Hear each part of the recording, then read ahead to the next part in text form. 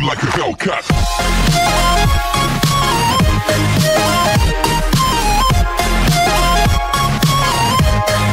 अभी तक हमने देखा कि हैजुन मीमो को एज ए गर्लफ्रेंड एक्सेप्ट कर चुका है, क्योंकि वो अपने कॉलेज टाइम से मीमो का बिग फैन था।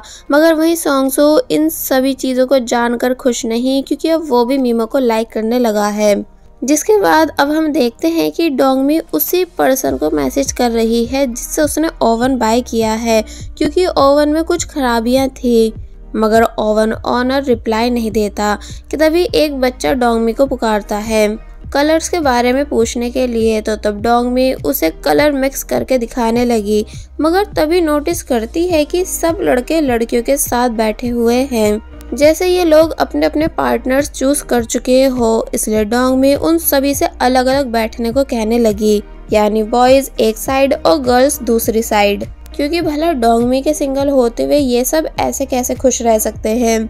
मगर जब बच्चे मान नहीं रहे थे ये बताकर कि नो मैम हम ऐसा नहीं कर सकते, क्योंकि हमने अपनी अपनी वालियों से काफ़ी मुश्किल से दोस्ती की है, तो तब डोंगमी बहुत ज़ोर से चिल्लाई ये कहकर कि तुम लोग अभी अपनी सीट चेंज कर रहे हो कि नहीं, वरना फिर मैं तुम सभी को पनिशमेंट दूं। तो ये सुन वो सभी जल्दी से उठ गए। अब नेक्स्ट सीन में मीमो हैजुन के साथ अपनी लव रिलेशनशिप वाली बात बेगदा को भी बता देती है, तो तब वो उसके लिए खुश हुई। जिसके बाद ये तीनों फ्रेंड्स साथ में अपना अपना मेडिकल चेकअप कराने आई, ये जानने के लिए कि वो सब कितनी यंग है।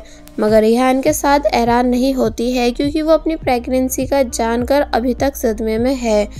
थोड़ी बहुत देर के बाद इन सभी के चेकअप स्टार्ट हो गए। मगर जब बेगदा का चेकअप हो रहा था तो तब डॉक्टर को उसकी हेल्थ ठीक नहीं लगी, यानी बेगदा के ब्रेस्ट चेकअप में कुछ गड़बड़ी आ रही थी।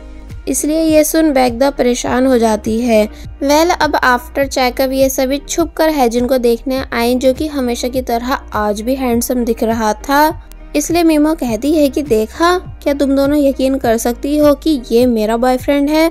तो इस पर डोंगमी बोलती है कि हाँ, ये तो आज वाकई में बहुत ज़्यादा हैंडसम दिख रहा है, इसलिए चलो हटो मुझे क्लोज से देखने दो। मगर मीमो उसे ऐसा करने से मना कर देती है, क्योंकि उसने अभी हैजुन के साथ डेटिंग स्टार्ट की है, इसलिए इतनी जल्दी हैजुन को सभी से इंट्रोड्यूस कराना ठीक नहीं होगा। कि तभी हैजुन की बिग फैन यानी जैनी वहाँ आ गई, जो कि इन तीनों से पूछती है कि तुम तीनों आखिर क्यों मेरे हैजुन को घूर रही हो। तो ये सुन मीमो हैरान हुई कि तुम्हारा हैजुन। तो तब वो बोलती है कि हाँ, क्योंकि मैं हैजुन की फ्यूचर वाइफ हूँ, जिससे वो बहुत जल्द शादी करेगा। तो तब मीमो जोर जोर से हंसने लगी कि अच्छा, तुम हैजुन की फ्यूचर वाइफ हो, सीरियसली, यानी क्या तुम्हें अपनी एज पता है कि तुम हैजुन से कितनी ज़्यादा छोटी हो। तो तब जैनी कहती है कि फिर वही एज वाली बात, यानी तुम बहुत ओल्ड फैशनेबल हो, जो आज के ज़माने में एज की बात कर रही हो, जबकि प्यार की कोई एज नहीं होती।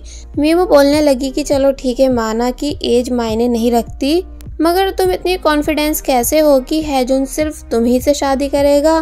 तो तब जैनी इन तीनों को अपनी बॉडी शेप दिखाने लगी, ये बताते हुए कि इसलिए क्योंकि जो मेरे पास है वो तुम जैसी एज वाली औरतों के पास नहीं। तो तब इन तीनों के होश उड़ गए, यानी फिर ये पलट के कुछ भी नहीं बोल पाती। फिर जब ये तीनों बाहर आई तो तब मीमो कहती है कि माना हैजुन के पीछे बहुत लड़कियां पागल हैं, जिसमें से कुछ स्टूडेंट्स भी हैं जो कि आसानी से मेरे हैजुन को फंसा सकती हैं, मगर मैं ऐसा कभी नहीं होने दूंगी, यानी अपनी पूरी जान लगा दूंगी हैजुन को सिर्फ अपना बनाने के लिए। और फिर खुशी से वहां से चली गई।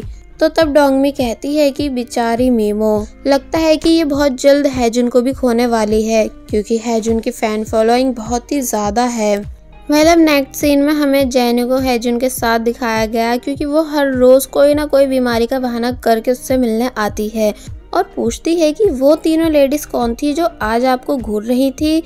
मगर हैजुन को इस बारे में कुछ पता नहीं था, इसलिए कहता है पता नहीं, होंगी कोई, ऐसा होता रहता है। तो तब जैनी हैजुन को एडवाइस देती है कि आप ऑफिशियली अनाउंसमेंट दो कि आप सिर्फ 25 से कम उम्र की लड़कियों में इंटरेस्टेड हो। मगर जब हैजुन ने बताया कि ऐसा कुछ भी नहीं, यानी मैं बिल्कुल भी 25 से कम उम्र की लड़कियों में इंटरेस्टेड नहीं, क्योंकि इतनी कम उम्र की लड़कियां मेरी बहन समान हैं। तो ये सुन जैनी के होश उड़ गए कि आप ऐसा बोल कैसे सकते हो, यानी कम उम्र की लड़कियां आपकी दोस्त और फ्यूचर वाइफ भी बन सकती हैं। मगर जब हैजुन मानता नहीं तो तब जैनी बहुत ही ज़्यादा उदास और गुस्सा हुई। वेल अब नेक्स्ट सीन में फाइनली एरान अपनी प्रेगनेंसी के बारे में बैगदा को बताती है, ये पूछते हुए कि अब मैं क्या करूं। तो ये देख पहले तो बैगदा काफ़ी ज़्यादा हैरान हुई, मगर फिर कहती है कि सिर्फ ये टेस्ट काफ़ी नहीं होता, यानी तुम्हें ब्लड टेस्ट और अल्ट्रासाउंड भी कराना चाहिए सही से कंफर्म करने के लिए कि तुम सच में प्रेग्नेंट हो कि नहीं। मगर एरान की बातों से साफ पता चल रहा था कि उसे डायरेक्ट अबॉर्शन कराना है, क्योंकि वो मॉम नहीं बनना चाहती। ऊपर से उस पर्सन की तो बिल्कुल नहीं जिससे शादी करने से वो मना कर चुकी है। तो तब बैगदा कहती है कि शायद तुम अपने आप में बहुत ज़्यादा कंफ्यूज हो, जो रियलिटी को एक्सेप्ट नहीं कर पा रही हो।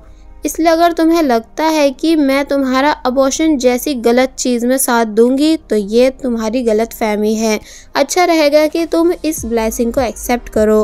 और फिर वहाँ से जाने लगी। तो तब एरान गुस्से से बोलती है कि माना प्रेगनेंसी तुम्हारे लिए डिफ़िकल्ट है, मगर इसका मतलब ये नहीं कि ये और सबके लिए ब्लेसिंग होगी।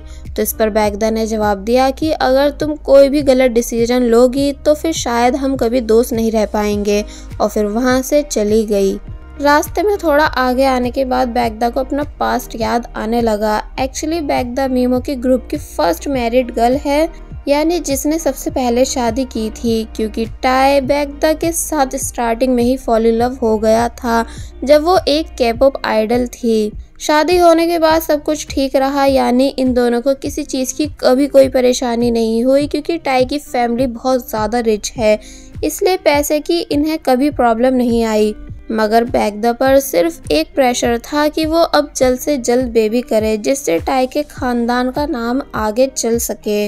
मगर देखते ही देखते पूरे 5 साल निकल गए और बैगदा अभी तक प्रेग्नेंट नहीं हुई थी। इसलिए सिचुएशन फैमिली की साइड से और ज़्यादा ख़राब होने लगी, यानी बैगदा मेंटली डिस्टर्ब रहने लग जाती है बार बार टेस्ट कर कर के। इसलिए उसने एक दिन अपने हस्बैंड से डिवोर्स लेने का बोला, ताकि उसका हस्बैंड किसी और लड़की के साथ खुशी से रह सके जो इस परिवार को वारिस दे।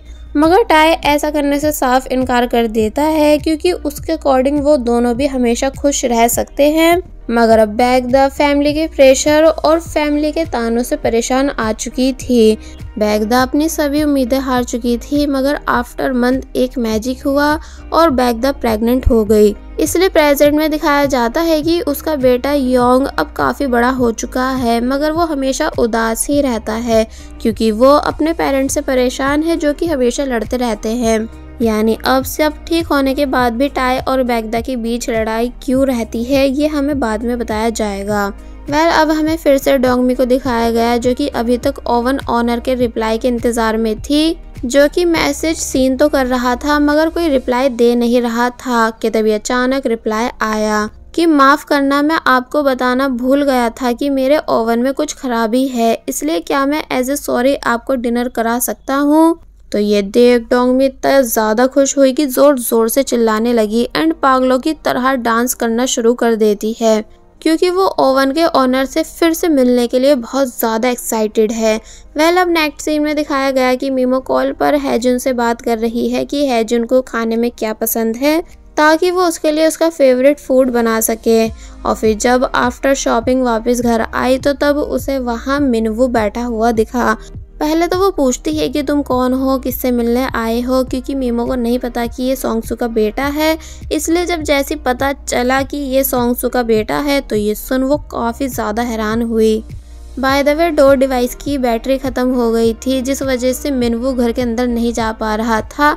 इसलिए मीमो ने मिनवू को पैसे दिए बैटरी खरीद के लाने के लिए, और फिर बाद में वो उसकी हेल्प भी कराती है डिवाइस को रिचार्ज कराने में। तो ये देख मिनवू मीमो से इम्प्रेस होने लगा, जहाँ मीमो बातों बातों में मिनवू से उसकी मॉम के बारे में जानने की कोशिश कर रही थी कि आखिर तुम्हारी मॉम कहाँ है। मगर मिनवू बात को टाल देता है कि तभी आहिन भी वहाँ आई, जिसे देख मीमो पहचान गई कि अरे आप तो वही हो ना जिसने एक बारी मेरा इंटरव्यू लिया था। देन दोनों एक दूसरे को हाय हेलो कर घर के अंदर चली गई, जहाँ अंदर आकर मीमो हैरान थी कि ये लड़की सोंगसू से मिलने उसके घर क्यों आई है। एक्चुअली आहिन और मिनवू का बॉन्ड काफ़ी स्ट्रॉन्ग है, क्योंकि मिनवू आहिन को अपने डैड की वाइफ बनाना चाहता है, जैसा कि आहिन भी चाहती है। मगर जब वो बताती है कि पर अब कोई फ़ायदा नहीं क्योंकि सोंगसू मुझे रिजेक्ट कर चुका है, तो ये सुन पहले तो मिनवू काफ़ी ज़्यादा उदास हुआ क्योंकि उसे भी एक मॉम चाहिए, मगर फिर बाद में बोलता है कि कोई नहीं, आप हार मत मानो क्योंकि मुझे पूरा यकीन है कि सिर्फ आप ही मेरे डैड के लिए परफेक्ट हो। और वही सोंगसू जो कि अब अपने दोस्त के साथ किसी और सेलिब्रिटी की जासूसी करने में बिजी है कि तभी उसे फिर से वो सब सीन याद आने लगे जब उसने मीमो को हैजुन के साथ देखा था, इसलिए यहाँ वो फिर से काफ़ी ज़्यादा उदास हो जाता है। अब ये दोनों दोस्त सेलिब्रिटी की फ़ोटोज़ क्लिक करने के बाद बाहर आकर उनकी कार की फ़ोटो लेने लगे, तो तब सोंगसू का दोस्त सोंगसू को उदास देख उसे एडवाइस देता है कि अगर तुम्हारे मन में किसी को लेकर कोई बात है तो वो तुम्हें सामने वाले से कन्फेस कर देनी चाहिए, इससे पहले कि और ज़्यादा देर हो जाए। तो ये सुन सोंगसू कुछ सोचने लगा और फिर जब जैसी वापस घर आया तो तब उसे वहाँ आहिन मिली, इसलिए ये दोनों साथ में बैठ के कॉफ़ी पीते हैं। आहिन फिर से सोंगसू को मनाने की कोशिश करने लगी कि वो प्लीज़ उसे एक चांस दे क्योंकि वो दोनों बहुत पुराने दोस्त हैं, मगर सोंगसू ने अब भी इनकार कर दिया क्योंकि वो अभी तक उस गिल्ट से बाहर नहीं आया है जो उसके साथ सालों पहले हुआ था, जिस वजह से वो दोबारा किसी और लड़की को डेट नहीं करना चाहता है। तो तब आहिन भी चुप हो गई क्योंकि उसे भी सोंगसू के पास्ट यानी उसके गिल्ट के बारे में पता है। अब नेक्स्ट डे मीमो और डोंगमी ने साथ में अपनी अपनी मेडिकल रिपोर्ट दिखाई जो कि बिल्कुल ठीक आई थी, मगर बैगदा ने अपनी रिपोर्ट दिखाने से इनकार कर दिया, ये बताकर कि आज मुझे कहीं जाना है इसलिए मैं तुम लोगों से फिर कभी बात करूंगी। एंड देन वो हॉस्पिटल आई जहां उसे ऑलरेडी एरान मिल जाती है। बैगदा पूछने लगी कि क्या तुमने अबॉर्शन करा लिया, तो इस पर एरान पूछती है कि क्या मैं तुमसे बैठकर बात कर सकती हूँ, और फिर बाद में बताती है कि मैं प्रेग्नेंट नहीं हूँ, यानी मेरी टेस्ट किट में कुछ प्रॉब्लम थी जिस वजह से रिजल्ट पॉजिटिव आया था। तो ये सुन बैगदा हैरान हुई।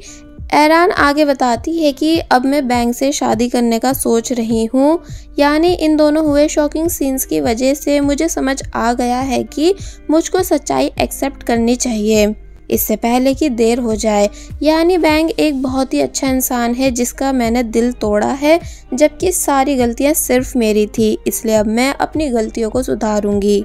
तो तब बैगदा एरान के लिए खुश होती है एंड उसे हिम्मत देने लगती है कि तुम बिल्कुल ठीक कर रही हो। थोड़ी देर के बाद एरान चली गई तो तब बैगदा डॉक्टर यून से मिलने आई जो कि हैजुन के साथ रहती है।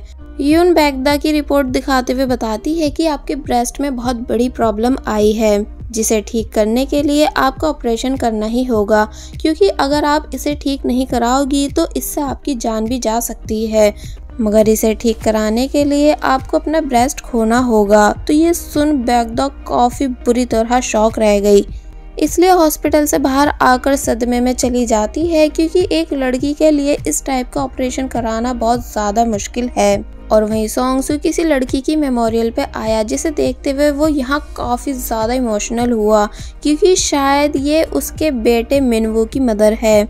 जिसके बाद अब हम एक और फ्लैशबैक देखते हैं जहां हमें हैजुन दिखाया गया जो कि अपने कॉलेज के बाहर बैठकर सोंगसू का लेटर रीड कर रहा है, जिसके अंदर सोंगसू हैजुन को अपने बेबी के बारे में बता रहा था कि अब मिनवू कैसे कैसे बड़ा हो रहा है। एक्चुअली सोंगसू मिनवू के होते ही कोरिया से बाहर चला गया था सिर्फ 1 साल के लिए, जहाँ से वो हैजुन को लेटर लिख के दिया करता था कि तभी हैजुन का वही दोस्त जो कि एंजल ग्रुप का बिग फैन है वो वहाँ आया, जिसने एक ब्रेड ओपन की जिसके अंदर से एंजल्स आइडल्स के स्टिकर निकलते हैं, मगर जब स्टिकर सोयोन की जगह मीमो का निकला जो उसे बिल्कुल पसंद नहीं, इसलिए वो उसे फेंक देता है और फिर वहाँ से चला गया। तो तब उस स्टिकर को छुपते छुपाते हैजुन ने उठाया क्योंकि हैजुन अपने कॉलेज टाइम में सीक्रेटली मीमो का बिग फैन जो बन चुका था। पहले प्रेजेंट में हम डोंगमी को देखते हैं जो कि ठीक टाइम पर ओवन के ओनर से मिलने के लिए रेस्टोरेंट पहुंची, मगर ओवन का ओनर यानी लीवुक वहां आया ही नहीं था, बल्कि मैसेजेस पर सिर्फ बहाने बना रहा था कि मैं 10 मिनट में आने वाला हूँ, पार्किंग लॉट में हूँ। तो तब डोंगमी बहुत ज़्यादा गुस्सा होती है क्योंकि उसे वेट करते करते 7 से 9:30 बज चुके थे। दूसरी तरफ बैगदा एरान के घर आई जहां पहले से मीमो भी आई हुई थी, जो कि उसे टुडे पार्टी का आउटफिट देने लगी। मगर बैगदा यहां अपनी फ्रेंड्स को अपनी बीमारी के बारे में कुछ नहीं बताती है कि तभी डोंगमी भी वहां आई, जिसे देख ये तीनों शॉक रह गईं क्योंकि डोंगमी ने रो रो कर अपना बुरा हाल किया हुआ था। इसलिए फिर उसने घर के अंदर आने के बाद बहुत देर तक ली वुक को उल्टा सीधा बका कि जब उसे मुझसे मिलना ही नहीं था तो फिर उसने मुझे मिलने बुलाया ही क्यों, जिसे मीमो, एरान और बैगदा तीनों मिलकर चुप कराती हैं। और वहीं दूसरी तरफ सोंगसू हैजुन के साथ है, जहां हैजुन सोंगसू को अपने और मीमो के रिलेशनशिप के बारे में बता रहा था, जो कि सोंगसू को ऑलरेडी पता था। इसलिए उन सभी बातों को सुन कर सोंगसू यहाँ काफी ज्यादा ड्रिंक करने लगा। जिसके बाद अब नेक्स्ट सीन में हम देखते हैं कि मीमो खुशी खुशी जब जैसी वापस घर आई, मगर तभी सोंगसू को ड्रंक पड़ा देख काफी बुरी तरह शॉक रह गई। इसलिए वो बाद में सोंगसू को उठाने की कोशिश करती है, मगर सोंगसू उठ ही नहीं रहा था, बल्कि बार बार फिर से मीमो को गोल्ड फिश पुकारता जाता है। कि तभी सिचुएशन थोड़ी रोमांटिक टाइप बन गई, जहां मीमो सोंगसू से दूर हो ही रही थी, मगर सोंगसू उसे जाने ही नहीं देता, बल्कि मीमो का फेस पकड़ बोलता है कि तुम हमेशा मुझे अपसेट फील कराती हो, जबकि मुझे आज तक किसी भी लड़की ने इतना ज्यादा अपसेट फील नहीं कराया। तुम में सच में कुछ तो अलग बात है जो और किसी भी लड़की में नहीं। और बस फिर इतना बोल सोंगसू मीमो को किस करने के लिए आगे बढ़ने लगा, जिसे मीमो भी रोक नहीं पा रही थी। और बस फिर इसी के साथ पार्ट 5 यहीं पर एंड हो जाता है। There was a time when you had me falling to the ground.